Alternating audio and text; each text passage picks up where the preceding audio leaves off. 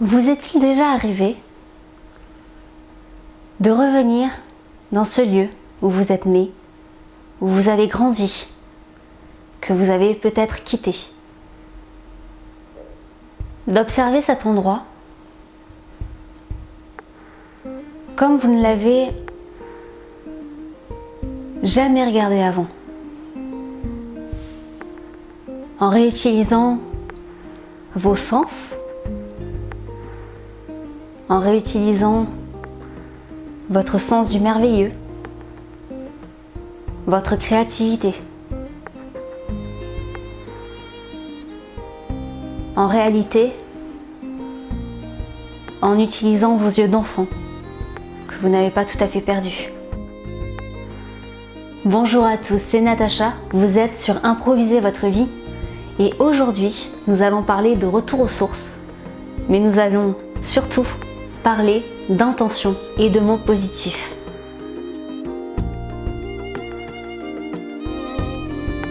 Aujourd'hui, je vais vous raconter mon histoire. J'ai grandi dans un lieu en bord de Camargue, dont vous voyez les images en ce moment même.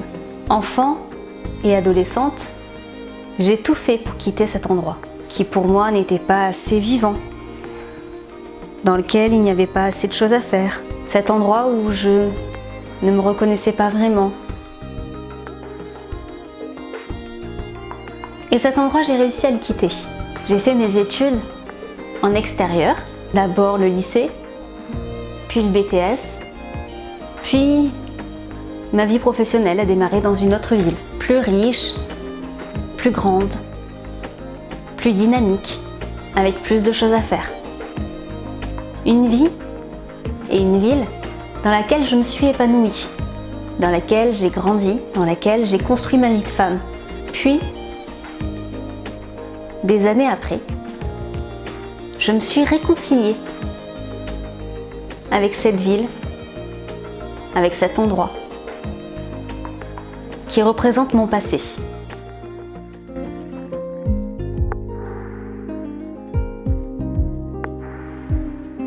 Cela demande un gros travail sur soi, d'accepter qu'on a peut-être eu tort, d'accepter qu'on n'a pas assez fait d'efforts. Il y a quelques jours, j'ai pris ma caméra et je suis allée tourner dans cet endroit où j'ai grandi, dans cet endroit que je réapprends à aimer, que je réapprends à m'approprier, alors que je n'y vis plus. Et aujourd'hui, je voulais vous partager cela, cette expérience, cette renaissance un peu.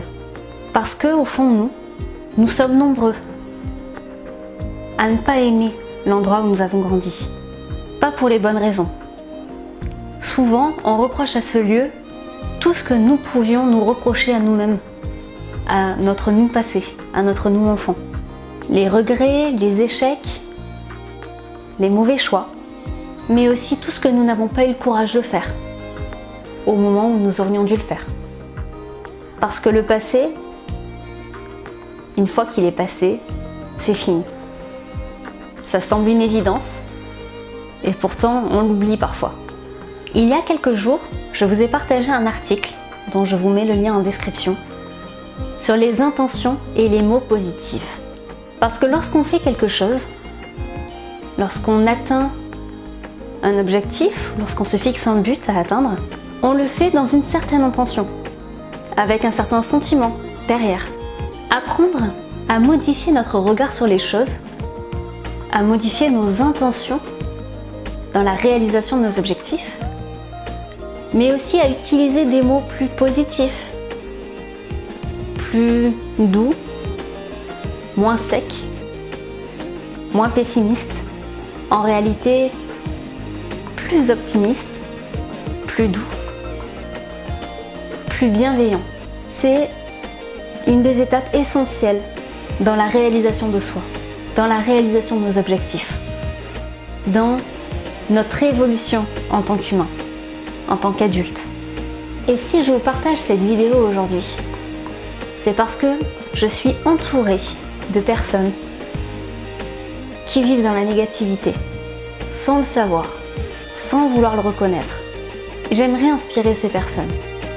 Et j'aimerais également inspirer toutes les personnes que je rencontre au quotidien, qui se sentent prisonniers de leur vie, qui font les choses pour de mauvaises raisons, parce qu'ils ont l'impression de ne pas avoir le choix que de les faire. Modifier l'intention derrière les actes, c'est un premier exercice très fort dans la réalisation de soi. Ça provoque un sentiment inspirant, motivant, bienveillant. C'est une étape essentielle et assez magique. Je vous invite vraiment à découvrir ce sentiment. Ça fait énormément de bien. À travers ces quelques extraits vidéo, ces quelques petits films, cette intention que je vous partage, je vous apprends et je vous montre non seulement la beauté de la Camargue, qu'il m'a fallu des années avant de reconnaître, mais je vous invite également à regarder avec bienveillance l'environnement dans lequel vous avez grandi. Pas à travers le prisme de la nostalgie ou de vos rêves d'enfant, de vos souvenirs, mais cette fois-ci à travers vos yeux d'adulte. Changez le prisme de votre regard. Et au lieu de regarder ces paysages avec les souvenirs de la personne que vous avez été, observez-le en toute impartialité, en vous concentrant sur la beauté qui émane de ce lieu. Ne faites pas attention aux points négatifs. Bien sûr, à l'horizon, sur les vidéos, vous avez dû voir les usines, vous avez dû voir la pollution, vous avez dû voir l'industrialisation. Ce n'est pas le plus beau à voir. Mais moi, ce n'est pas ce que je regarde lorsque je regarde ces vidéos aujourd'hui. Lorsque je regarde ces petits films, ces petites vidéos, je vois le vent qui souffle dans les feuilles, dans les herbes, les vagues, le soleil qui se reflète dans la mer, les oiseaux, la beauté de ce coucher de soleil.